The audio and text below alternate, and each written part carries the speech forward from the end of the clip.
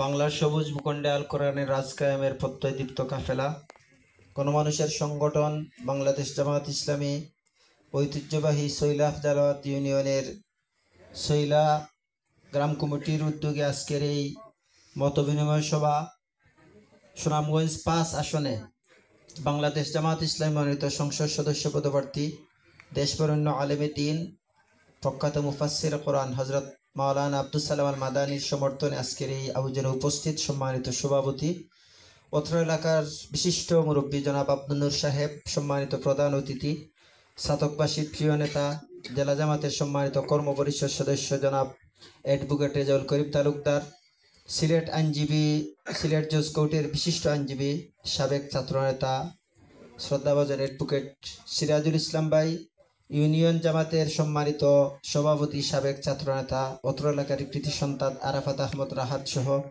আমার পরম শ্রদ্ধেয় পিতৃতুল্য মুরব্বিয়ানে কেরাম, যুবক ভাইয়েরা, আসসালামু আলাইকুম রহমতুল্লাহ। সম্মানিত উপস্থিতি, সময় অত্যন্ত কম, আমি সংক্ষেপে দিয়ে একটি কথা দৃষ্টি আকর্ষণ করি আমি আমার কথা শেষ করতে চাই। বাংলাদেশ জামাত ইসলামী একটি স্লোগান নির্ধারণ করে কাজ করে যাচ্ছে। আমাদের স্লোগানটা হচ্ছে মানবতার সেবা, দেশ পরিচালনায় যোগ্যতা অর্জনের মাধ্যমে আল্লাহর সন্তুষ্টি লাভ করা। আল্লাহর পক্ষ থেকে ইন্নাদ্দীন ইনদাল্লাহিল ইসলাম, মানব জাতির জন্য পূর্ণাঙ্গ জীবন ব্যবস্থা হচ্ছে ইসলাম। একমাত্র ইসলামী অনুশাসন, ইসলামের অনুকরণের মাধ্যমে ইহকালীন কল্যাণ এবং পরকালীন নাজাত রয়েছে।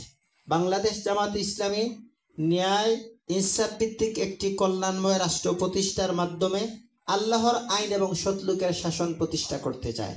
সম্মানিত উপস্থিতি, আমরা যদি একটু চিন্তা করি, আমরা জানি এই দক্ষিণ সাতকের বিশেষ করে এই এলাকাটা উন্নয়ন বঞ্চিত নির্যাতিত জনপদ। আমরা যে রাস্তা দিয়ে জালালপুর টু রসুলগঞ্জের রাস্তায় এসেছি, আপনারা অত্যন্ত কষ্টে দিনারিপাত করছেন সেটা আমরা জানি, কিন্তু দুঃখজনক হলে সত্য, বিগত স্বাধীনতার পরবর্তী ৫৪ বৎসরে যারা এই রাষ্ট্র পরিচালনা করেছে, যে দলগুলো রাষ্ট্র পরিচালনা করেছে, ওরা জনগণকে উন্নয়নের প্রতিশ্রুতির মাধ্যমে ওরা জনগণের সাথে ধোঁকাবাজি করেছে, প্রতারণা করেছে, বিশ্বাসঘাতকতা করেছে। আমরা এই ২৪-এর গণ অভ্যুত্থান পরবর্তী বাংলাদেশে আজকে সারা বাংলাদেশের মানুষ যে ইসলামের প্রতি যে দীক্ষিত হচ্ছে, বাংলাদেশের মানুষ যে ইসলামের যে একটা গণজাগরণ দেখতে পাচ্ছে, বাংলাদেশের মানুষ মনে করে ২০২৬ সালের নির্বাচনে ঐক্যবদ্ধভাবে ইসলামপন্থীদের হাতে তারা রাষ্ট্রীয় ক্ষমতা হস্তান্তর করতে চায় ইনশাআল্লাহ। সেই জন্য জামাত ইসলামী মনোনীত সংসদ সদস্য পদপ্রার্থী মাওলানা আব্দুস সালাম আল মাদানি এই শুধু সাতকবাসীর একজন প্রিয় মানুষ নয়, কিন্তু দেশ বরেণ্য একজন আলিমে দ্বীন মুফাসসিরে কোরআন।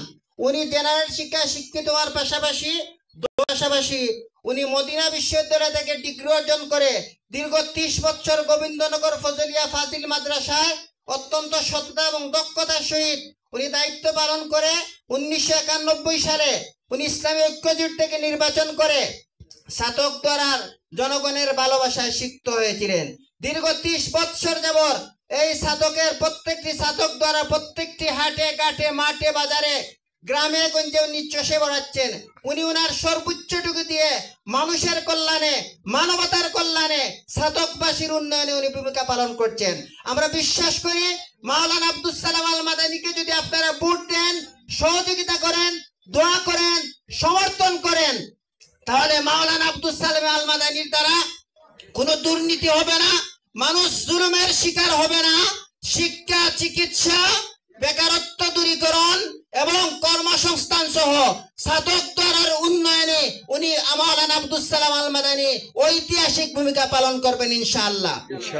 মাওলানা আব্দুস সালাম আল মাদানি আমরা বুকে হাত দিয়ে বলতে পারবো, বিগত ১৭টি বৎসর এই চেয়ারম্যান থেকে শুরু করে এমপিরা যেমনিভাবে বাংলাদেশের সম্পদ তারা দুর্নীতির মাধ্যমে কুক্ষিগত করে ২৮ লক্ষ কোটি টাকা বিদেশে পাচার করার মাধ্যমে এই বাংলাদেশের অর্থনীতির চাকাকে এই ফেসিবাদ তারা পঙ্গু করে দিয়েছিল। সম্মানিত উপস্থিতি, এই মাওলানা আব্দুস সালাম আল মাদানিরা আল্লাহর ভয় লালন করার মাধ্যমে, আখিরাতের ভয় লালন করার মাধ্যমে জনগণের কাছে জবাবদিহিতার অনুভূতি নিয়ে ওনারা দায়িত্ব পালনে সক্ষম হবেন ইনশাআল্লাহ।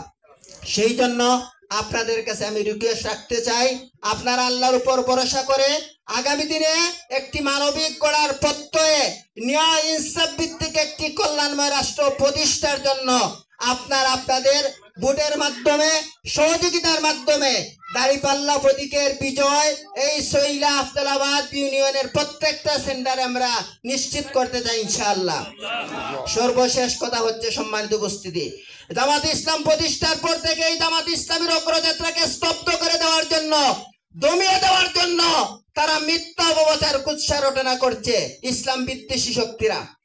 আজকের এই জামাত ইসলাম থেকে বাংলাদেশের জনগণকে দূরে রাখার ষড়যন্ত্রের অংশ হিসাবে সামাজিক মিডিয়ায় বিভিন্ন ফেসিবাদের দূষররা তারা অপবাদ দিচ্ছে জামাত ইসলামের বিরুদ্ধে। তারা বিভিন্ন ভাবে গুজব রটাচ্ছে। আমরা স্পষ্ট ভাষা বলতে চাই, এই 24-এর গণঅভ্যুত্থান পরবর্তী বাংলাদেশের জনগণ এখন সচেতন। আমাদের বিরুদ্ধে গুজব ছড়িয়ে মিথ্যা অপপ্রচার কুৎসা রটনা করে জামাত ইসলামী থেকে এদেশের জনগণকে দূরে রাখা সম্ভব হবে না ইনশাআল্লাহ। আজকে সারা দেশব্যাপী জামাত ইসলামের প্রতি মানুষের যে আস্থা এবং বিশ্বাস এবং ভালোবাসা তৈরি হয়েছে, আমরা বিশ্বাস করি আগামীর বাংলাদেশ আল ইসলামের বাংলাদেশ, আগামীর বাংলাদেশ জামাত ইসলামের বাংলাদেশ, আগামীর বাংলাদেশ ন্যায় ইনসাফের প্রতীক দাঁড়িপাল্লার বাংলাদেশ ইনশাআল্লাহ। সবাইকে বাংলাদেশ জামাত ইসলামী ছাত্র জেলা শাখার পক্ষ থেকে আন্তরিক মুবারকবাদ জানিয়ে আমি আমার কথা শেষ করছি। আসসালামু আলাইকুম রহমতুল্লাহ।